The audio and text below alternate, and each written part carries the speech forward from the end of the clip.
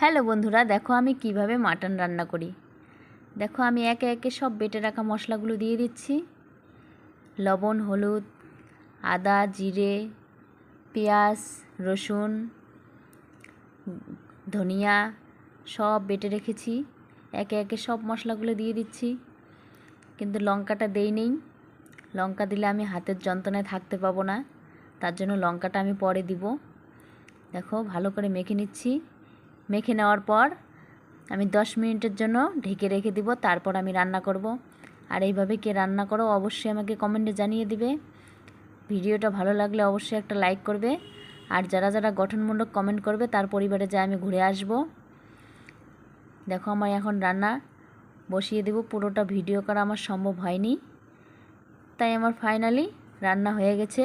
পুরো ভিডিওটা দেখার জন্য অনেক অনেক ধন্যবাদ। বাই।